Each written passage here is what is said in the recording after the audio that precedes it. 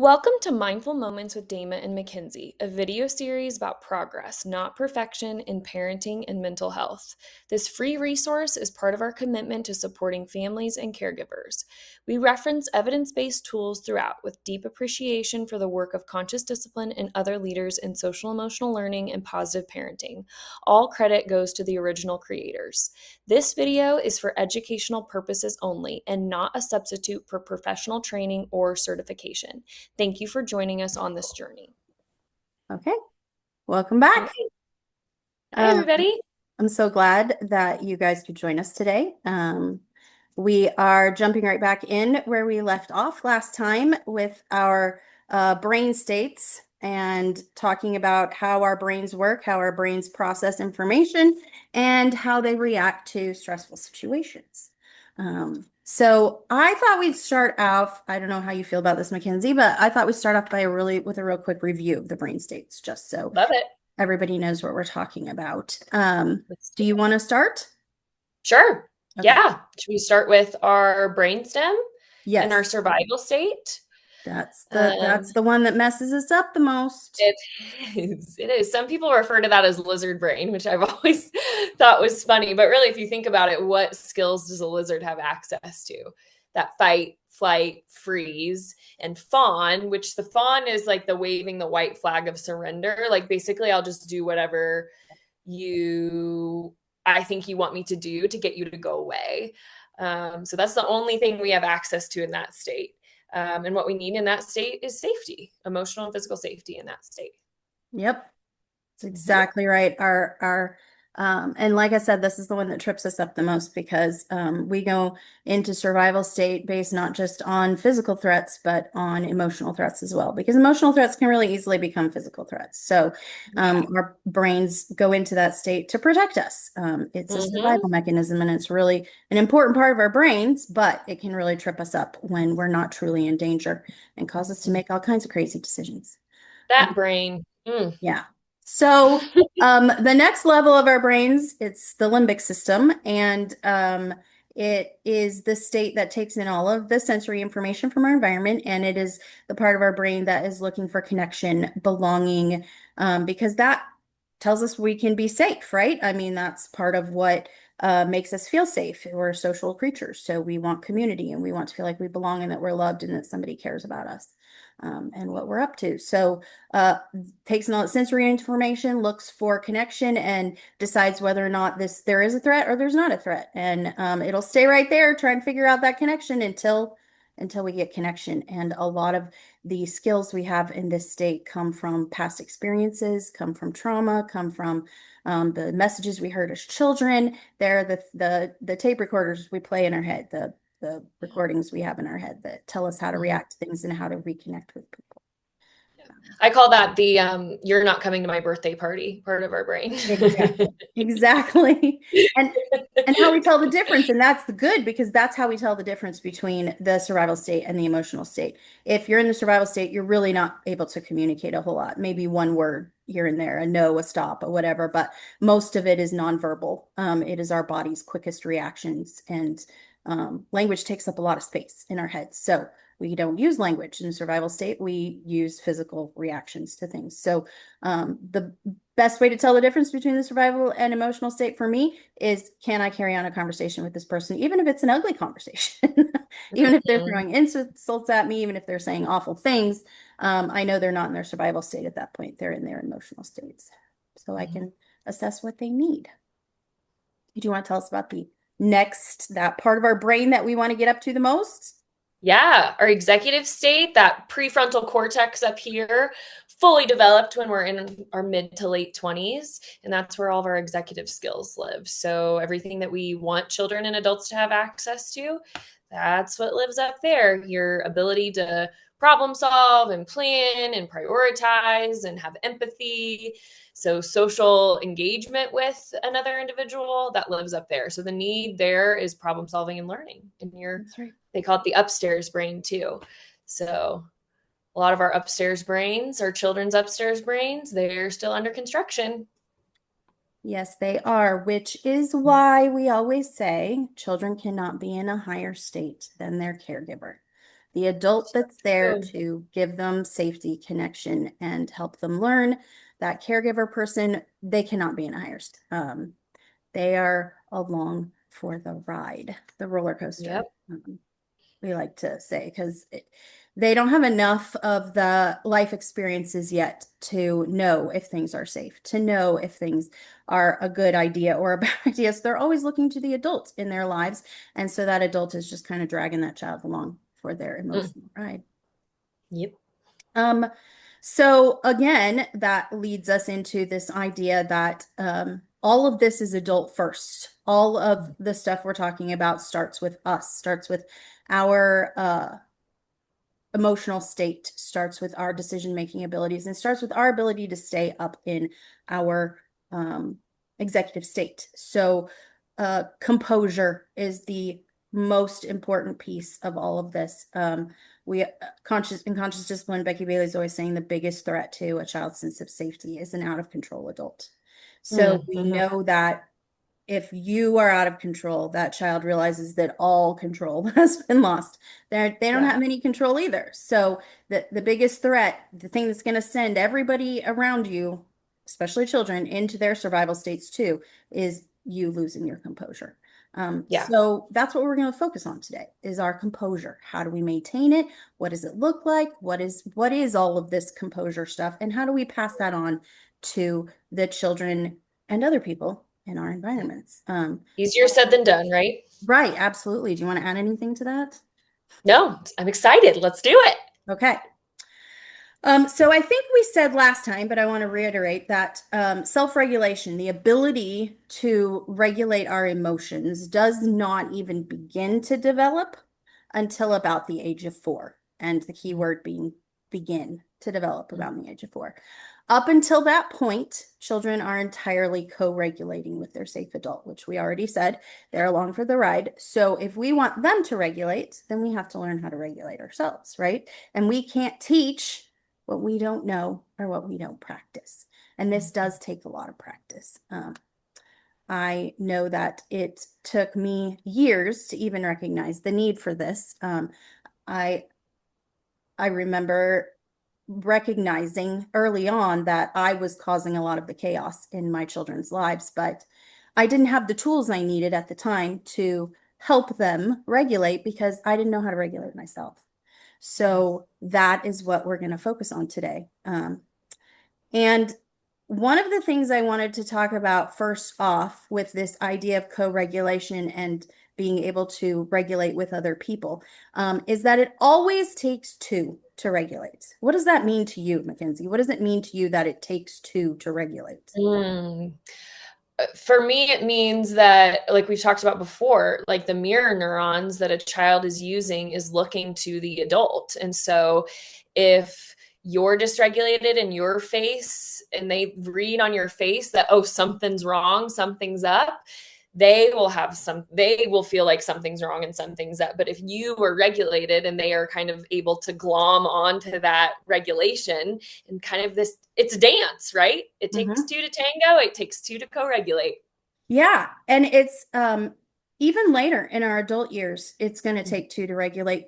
But and we tend to forget that, but the reality is that because of mirror neurons and the ability of our imaginations to activate areas of our brain that aren't necessarily being activated naturally, but we can activate them. We can use this to help us regulate ourselves. So it's kind of like me and myself. I'm regulate Yep. my inner speech, my ability to use my imagination can help me regulate. And one of the studies that I read that was really interesting about this was they had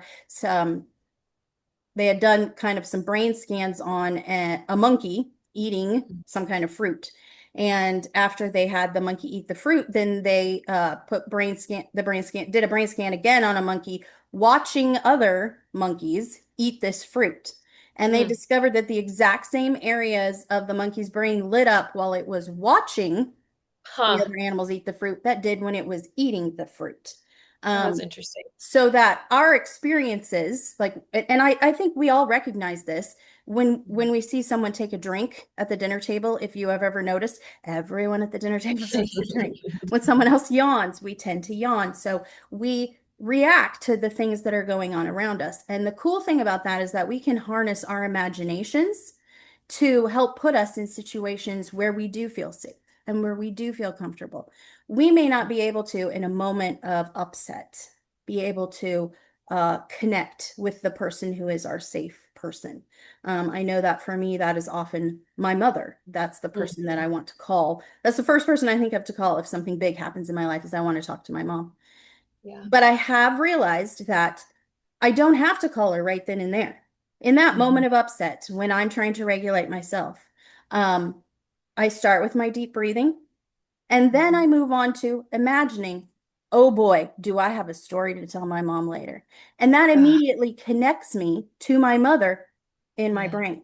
My Yeah. brain's reaction to that is the same as it would be if I was talking to her, and it immediately Mm. calms my nervous system. And we forget that we have this power as adults to harness Yeah. our own brain's abilities.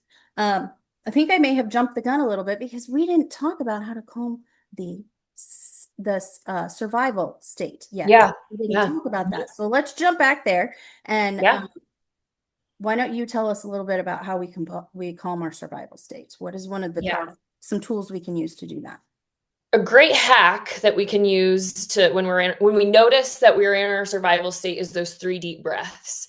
And so when we take 3 deep breaths, it kind of overrides that alarm system that we have in our brain to keep us safe. When we determine, okay, we are actually safe. There is not a bear. We are not in the forest. I am just dysregulated. When we take 3 deep breaths, that kind of cues our brain, okay, actually, we're not in the forest. There's no bear. I can start to regulate. So those when we talk belly breaths, this is not shallow breathing.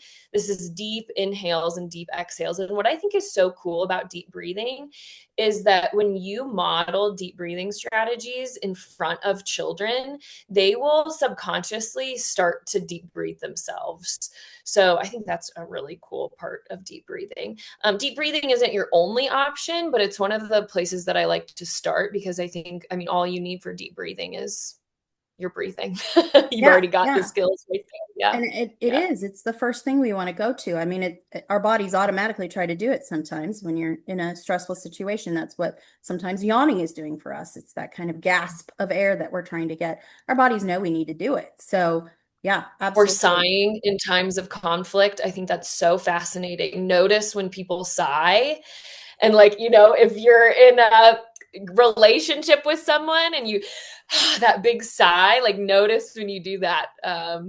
Maybe take 3 more deep Yeah, sighs. because your body is telling you something right there. Your body's saying, hey, I'm Yeah. getting triggered. Hey, I'm getting upset. Hey, I need some extra oxygen to let my brain Yeah. function a little better. Yeah, absolutely. Yeah. And that's where those mirror neurons come in when you were saying if you start breathing, that child starts breathing. Like I said, we've proved that over and over again in research that we do what the people around us do, and especially children. Their mirror neurons are really, really on fire watching the things Yeah. around them. So yeah, you start getting upset, your child starts getting upset, you start deep breathing. Your child's gonna deep breathe with you. Even if you can't really see Mm. it happening, it's happening. And Yeah. that is a really important first step. Well, and I talk to parents about how like this, kind of using what you know about your child's mirror neurons. It won't like work every time. It's not like you'll start deep breathing and then your child will automatically start deep breathing. But we know if you are dysregulated, your child will be dysregulated. So let's start on a really sturdy foundation of the adult is safe in the room and regulated. Like, what's the weather that you're bringing into the situation? Is it a calm day or is it a stormy, cloudy, rainy day? Like, where do we want to start, Yeah. And that's where this idea behind conscious discipline comes from. We want to become Mhm. conscious, not only of our children's brain states and regulation levels and all of those things, but of our own. so Yeah. that we can regulate ourselves because it starts with us. So just Mhm. recognizing, like you said, recognizing consciously that that sigh means that somebody's getting a little triggered here and we need to start calming, and being able to stop. And as we say in conscious discipline, pivot and Yeah. decide, what do I need right now? Do I need deep breathing? Do I need to remove myself for a moment? Do I need to connect with someone, either and using my imagination, as we talked about before, or actually connecting with someone else? Do I need to tap out for a minute? What do I need in this moment to help me regulate so that I can help regulate my child? Mhm. Okay, so how do you calm yourself, Mackenzie? What's your Mm. I'm a big visualization person. harness I that also imagination? Oh, that imagination. I also love like a good tapping. Like bilateral stimulation is great. It's something that you can do like without people noticing. Like right now I'm doing it on my legs and you can't see. Again, Hmm. like hacking into a lot of that good brain stuff. And also connecting with others. I'm a big connector. So, like you said, like I got, my big three favorites on my phone. Who do I need to call real quick? But in the moment, yeah, I like tapping, visualizing, and breathing is always a good one. Yeah. Yeah. I use a lot of those same tools. Deep breathing, of course. Yeah. Um, Before we got on here, I was sitting here taking some deep breaths because Yeah. I've just gotten all flustered for some reason. So As I we need to do do. those deep breathings. I'm a big fidget person. They really Mhm. help. I really love ones that are kind of intense, like those fidget rings or little owies. Have you ever heard of those little owies? No, I haven't. Yeah, they're a great fidget. But anyway, they cause really intense kind of stimulation to your skin, which is a big thing for Yeah. me. So, any kind of fidget like that is really helpful for me. And then Yeah. I love to sit on a front porch swing. I Mm. Yeah, that's swinging is a thing. Been a thing since I was a kid, and it still is a huge calming for my Yeah. nervous system. And I'm sure a lot of people who are listening will recognize that their kids need some of these same things. Don't forget that Mm. you do too. Oh, You need yeah. things too. Yeah. You Anytime need I do a to do. training, I'm playing with a handful of Play-Doh. Yeah, I bring uh-huh. Play-Doh to all of my trainings. I've Yeah. almost always got a fidget in my hand for sure. Yep. Use what you can. Yep, we do. And that leads us to the concept of a safe place. We've already Mhm. sort of mentioned that we need these tools to help us regulate, right? And the safe place is a concept in conscious discipline. It's a, a concept of a place that we go to regulate ourselves, right? So Mhm. the first safe place for any child is their mother's womb. It's their And that's where they begin to learn about emotions and the physical sensations of things, that how they feel and all of that. And then the next place that hopefully a child will find a safe place is on their parent's chest. Mhm. A young infant, newborn, and really young infants are going to want to be as close to the heartbeat as possible, since that's what they were hearing in the womb. They're going to want to be close to that heartbeat because that heartbeat's going to help them with that rhythmic regulation, keeping close. That's going to be their safe place. Mackenzie, what's the next safe place after they kind of graduate from laying on a chest? Lap. Yep, Safe person's lap. that's Yeah. right. Yeah, I was gonna say the chest. I wanted to mention how cool it is to see a newborn.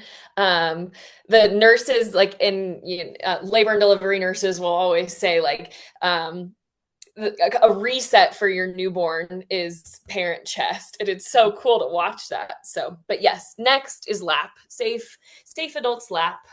That's right. They're going to start facing out into the world a little bit more, but they're still going to want to come back to that safety, that place where they know that somebody's got them, somebody's got a hold Yeah, of them, and we can offer all of those things that they need, that deep pressure, and that all of the things that their sensory systems are going to need to help regulate can still be offered from that safe place. yeah. Um, and then once we graduate from the lap, we can start moving it outside of Mhm. the body, outside of the other person's body, outside of, but again, remember, always want to throw this caveat out there. Really, it isn't until about age 4 that we're capable Mhm. of doing this. starting to learn to regulate ourselves without another person's body against us to do it. So, um, we really need that up until about age 4. And then we still need it, but we can Yeah. begin to learn some other skills. And Mhm. conscious discipline has this wonderful tool that they call the safe place. Mhm. That is just a spot, a place in your home, in a classroom, in your work environment. We have a safe place at work, um, Yeah. that you can go to and utilize the tools that you need to help regulate yourself. So that's Mhm. the deep breathing, that's the fidgets, that's the connecting with somebody else, that's the using your imagination to help you calm, any of those things that you need. And it is a place where we can put tools to help us do those things. Children need really concrete tools to do those things, just like we need concrete visuals for all kinds of things in our lives. They need them too. And Mhm. having visuals of things like ways they can take a deep breath, um, things they can do to connect with others. If we're going to talk some about I love you rituals and stuff next week. So having pictures of things that they know mom and dad or their caregiver can do with them to help them feel calmer, and that they can make concrete choices that way. Would you like to add anything else about the safe place? No, I think the most important thing to think about is how regulating is a learned thing that we need to spend time teaching how to regulate, and that a safe place is not just used during times of upset, it's also used, those skills are taught during times of calm. Just like we don't, a professional basketball player doesn't just go out on the court the day of the game. There's lots of time to practice and learn before. That's how your child navigating upset looks too. So you should Yeah. be teaching these tools during times of calm so that they can access it during times of upset. Um, which reminds me that it's very important to point out that this safe place is not a place that we send children Yeah. Yeah. to regulate themselves. It's not a Yeah. timeout. It's not a time away. It is Yeah. an opportunity to teach self-regulation skills. So when you want to implement something like that in your environment, um, there's a lead up, as you said, where we teach how to Mhm. use it, what it's for, and when we go there. And that, especially in the beginning, children don't go to the safe place alone unless they want to. It is something they're invited to go to with a trusted adult. And it's Yeah. that transitional phase between my lap is your safe place too. Here are some tools you can use to help regulate yourself. Um, Yeah. yeah, Yeah. There's a learning curve for adults teaching it and for children learning it, for sure. absolutely. Um, I first learned about the a safe place when I was a teacher in a classroom. Yeah. I now have several safe places in my own home, but at the Mhm. time it was a classroom thing to me, and Yeah. I didn't know anything about how to use it. I thought I Yeah. was going to Yeah. put all this pretty stuff up and soft, comfy It does things look on the cute. ground. Yeah, I was disillusioned of that misunderstanding very quickly, Yeah. by the first child that I went there with, who threw everything in Yeah. my safe place out of the safe place and ripped it Yep. all my pretty Yep. little posters and things off the walls. And I was like, oh, I think I might be doing this wrong. Yeah. So, yeah, there's a learning curve. We all have to figure out what works best, and understanding that this is not a place we're sending a child to go calm down is Yeah. it's not like go to your room. It's Yeah. we're going with the child to say, hey, I have some ideas on how we could help your body feel better right Yeah. now, how we could Yeah. get your feelings under control, how we Mhm. could help you feel more regulated. Yep. um, yeah, I think it's really important to understand that we are not just throwing this on in a corner of our house and saying, this will solve my problems, because there's a lot of work that goes into that, right? A marathon, not a sprint. Boy, yeah. Yeah. Um, have you ever seen, do you have any examples of a safe place being used really effectively? Do you have any? Yes, I think it is used most effectively when children have some buy-in. So, whether it's in your home or in your classroom or in a classroom, it's not just something like Dama said that appears, it's something that is put together by the family unit. So, what are things that already work for your family, and what are some things that you would like to teach? I also think that it works really well when responsibility is shared. So, I've seen one of the classroom jobs being and I forget what this particular classroom called it, but it was essentially a child who their job was to kind of identify when other children might need to use the safe place, and so they would kind of bring them to the safe place. Oh my gosh, Um, that's lovely.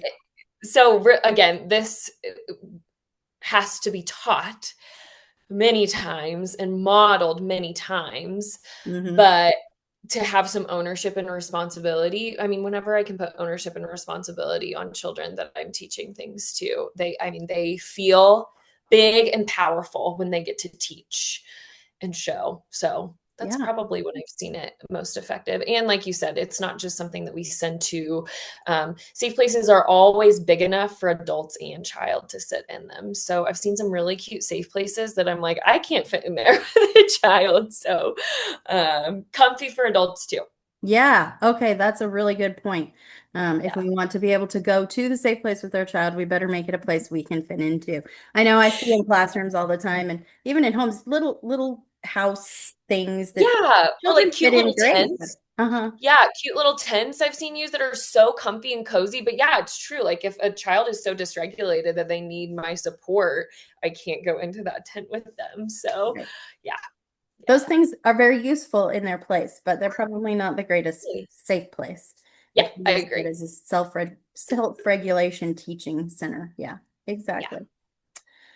So the last thing I kind of wanted to talk about today is the language that we can use to help with this regulation, both for ourselves and for children. And one of the things I love about conscious discipline specifically, and I know that a lot of other people have this, but one of the things that I have always appreciated about conscious discipline is sorry about that, is their scripts. I'm a Mhm. script girl. And I love people, once you hear a script and you make it your own and you start practicing with it, the words change a little bit and it becomes more about you. The scripts that is my favorite is the DNA script. Mhm. DNA stands for describe, name, and acknowledge. Mhm. Um, and it just kind of gives us a way of recognizing what state our child is in, starting with that, recognizing what state a child is in, and then putting language to each state to help pull the child up out Mhm. of their survival states, then to their emotional state, and then help them lend them our executive state to help pull them up into a problem solving mode. And I really like it because not only does it give us words, but it gives us kind of a step-by-step process. So the Mhm. first step with DNA is identifying what state your child is in. So example, your child, you offered them a banana and half the banana fell off as you were handing them the banana. And Ugh. oh my gosh, that's it. The child has lost it. Or They you peel the banana the wrong way. Oh Oh yeah, no. or the wrong direction. Who Yeah. knows? Who knows what it was? But one of our Sorry. composure skills is going to be to accept that that was very upsetting for the child. Regardless, their world is small. They've had small experiences. We may think it's no big deal, doesn't change the taste of the banana. They don't know that. They don't know it doesn't change the taste of the banana. They haven't eaten enough bananas yet to be sure that's the case. So true. Something went wrong. Something changed. What state is your child in when they fall off their chair and start screaming about the broken banana? What state have they gone to, Mackenzie? I would say either survival or emotional, Yeah, depending it can on the kind of level depend. of yeah, depends. It can kind of Yep. depend. Not in their executive state, I can tell you that. No. Okay, so let's say they really have gone all the way down. We made the mistake of going, "What's wrong? The banana's fine." And ooh, that child just lost it. There's no more words. There's no more they're kicking the chair, they're rolling around, they're just screaming and crying. Their little faces have turned bright red. Um, Mm. So we're going to say they're in the survival state. Mhm. With the DNA, that means we're going to start with D. We're going to start with describe, because one of the Mhm. primary skills that helps us regulate is recognizing our body's signals. Um, Mhm. as we've talked about with you talked about with the deep sighing, recognizing somebody's deep sigh is recognizing the body's signals that things have gone haywire. So we're going to Yeah. describe what we see that child doing. We're gonna say things like, your arms are going like this, your face Mhm. looks like this. You're gonna do those things. Um, 9 times out of 10, that's gonna make them look at you. Yeah. They're gonna be like, what What am are I doing? what are we doing here? And it can Yeah. feel a little hokey and silly. I don't know. Have you ever felt that way about it, Mackenzie? It can feel a little I silly. did in the beginning, but that's why I appreciate scripts, is that once you do it a lot, it feels way more natural. So I would say in the beginning, it felt a little, it didn't come naturally, which I can think that people who are listening, some of them, it might not come naturally as well. So Yeah, yeah. It feels really strange, actually. It felt really yeah, strange for me at first, but yeah, just like you, the more practice I got with it, the less weird it began to feel. yeah, yeah. Um, but when they look at you, ooh, we're gonna dive into those mirror neurons right then, because the minute you get eye contact, the minute they're looking at your face, you're gonna take a deep breath, Mhm. and we're gonna help that those mirror neurons are going to activate in that child. And even if we can't see their bodies take a deep breath, they probably took a deeper breath than they were taking when they were screaming. So we're going to Yeah. start that disactivate. Or their brains notice this adult is calm. Yeah, Yeah. which is a safety signal. And we want to signal Yeah. safety because what are we looking for in survival state? Safety. So we want to give as many safety signals as possible. And this deep breathing, calm adult is giving me safety signals. Immediately telling my brain that I'm not in danger. Life is not over. This is not a threat to me. I'm okay. We're going to be okay. The next step after that is to immediately name what we think the child is feeling. Now, we're only going to do that once we think the child is kind of moving out of that survival state. Once we feel that the child is usually when they're starting to make a little bit more sense. And if they don't have a lot of language, they're just calming. We've got hiccups instead of screams. Um, Mm-hmm. we're moving out of the survival state. So we're going to name what we think they're feeling. You Mm-hmm. seem angry. You seem sad. Whatever emotion we think they're feeling in that moment. And don't worry about being wrong, because especially if they're older, they'll let you know and they'll tell you. And that's okay. Oh, you're disappointed. You're not angry. Okay. That's great, because we're starting to put some bigger names on those things. Don't be offended. Just keep going. Okay, we've named what they're feeling. I know it's Dan Siegel, isn't it? Who Dr. Siegel, who talks about the name it to tame it concept. Yeah. Oh, yeah. Yeah. Yeah. Name it to Can't name tame. it, can't tame it. Right. So it's a really powerful tool, just being able to say I am. Try it for yourself. You're driving down the road and somebody cuts you off in the middle of what changes lanes and cuts you off. Instead of immediately calling them names, say, I am angry. It Mm-hmm. honestly, it makes me kind of chuckle when I do that. And Yeah. it Yeah. immediately calms my nervous system to be able Derails that rage for a it second. does. Yeah. It does. Yeah. So Yeah. being able to name it, having that emotional literacy, that ability to recognize the signals in your body that are telling you certain things, is really powerful. So Yeah. we want to Well, name and you can even use that with your pre-verbal children, because it is the foundations for emotional literacy is to be able to hear the words associated with the feelings. Oh, eventually, when in my body it feels this way, that's anger, that's sad. So even if your children don't have words, it's important to be doing that already. yeah. Um, and then the last step, the acknowledge. Would you tell us about that one, Mackenzie? Yeah, I think this is validating. So this isn't validating the fact that you were hurtful or were screaming. It's validating that it's hard to feel angry, or it's hard when, we don't get to stay at the park. So just saying, you seem angry. It's hard when mommy leaves. And what I've noticed is that this step, this validating, I see in, a lot of environments, I think our immediate go-to, especially when something seems really small, like the banana scenario that you used, Dama, um, where our immediate go-to is to invalidate, like, get over it. It's just a banana. And 9 times out of 10, that's an escalating strategy. I see kids get ramped up by that so quick. Well, don't we So feel again, that way as adults when somebody right. tells us we don't have the Yeah. right to feel the way we feel? Oh, yeah. Yeah. We're Mhm. not agreeing with the behavior. We're just like, we know what it feels like to feel disappointed. So let's start there to bring it down versus ramping it up. Yeah. Yeah, absolutely. And this is our opportunity to kind of harness ourselves to our child's brain and pull them up out of that Yeah. emotion state. We're gonna acknowledge you wanted a whole banana and it broke. That is hard. That's really hard. Yeah. That's where we're gonna that's where we're gonna land. We're gonna just acknowledge because it's amazing to me how often that's all it was really needed. Yeah. Yeah. It really is. Um, Yeah.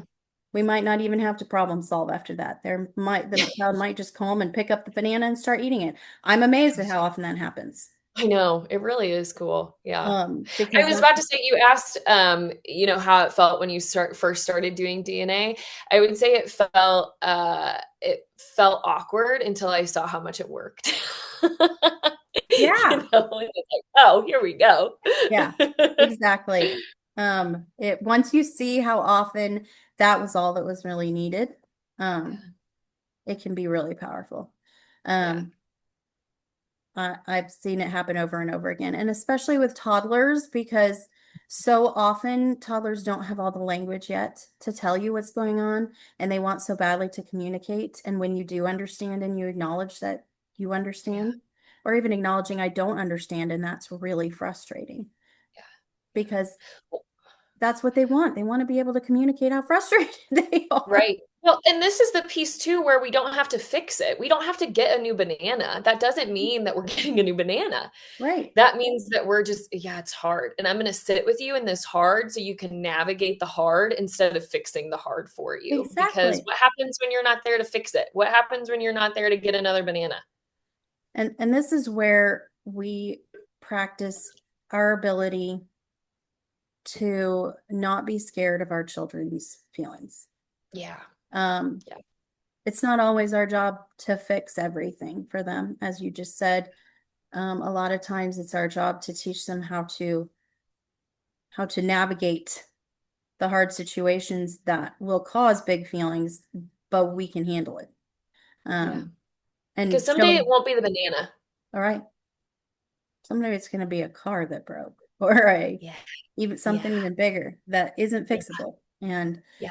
we need to have taught them that that they can handle it. Their bodies can handle it. Their minds can handle it. We believe in them. And giving them Hmm. the fact that we believe in their ability to handle it is, wow, what an empowering thing to offer a child. Yeah. It's a big job. It is. Hmm. Well, that was all of our material for today. Did you want to add anything else before we go, Mackenzie? No, I think that was great. Thanks, Dama. Okay. Thank you guys for being here, and I hope we'll see you next time. See you next time.